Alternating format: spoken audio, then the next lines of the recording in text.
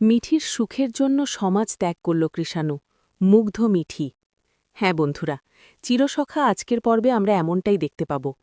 অনেক কষ্ট আর ভুল বোঝাবুঝির পর অবশেষে কৃষাণু মিঠিকে বুঝিয়ে আবার নিজের বাড়িতে নিয়ে আসে। সেই দিনটা যেন নতুন শুরুর প্রতীক ছিল। কিন্তু সুখটা বেশিক্ষণ স্থায়ী হল না। খবর পেয়ে কৃষাণুর পাড়ার লোকজন একে একে বাড়িতে ভিড় জমাতে লাগল মিঠিকে দেখার জন্য, আর আসলে তাকে বিচার করার জন্য। একজন বলল, তুমি কেমন মেয়ে, ফুলশয্যার রাতেই চলে গেলে?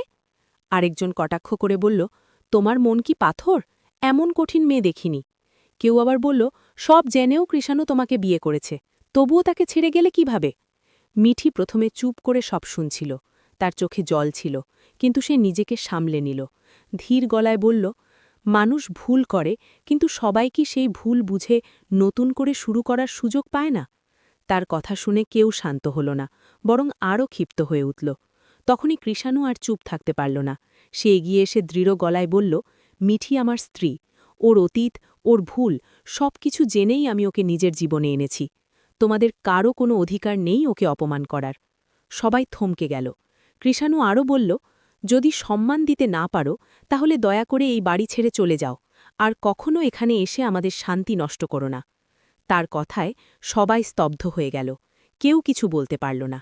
শেষমেশ তারা চুপচাপ সরে গেল, মুখে অসন্তোষ নিয়ে। সবকিছু শান্ত হলে মিঠি কৃষাণুর দিকে তাকিয়ে রইল। তার চোখে কৃতজ্ঞতা আর ভালোবাসা স্পষ্ট।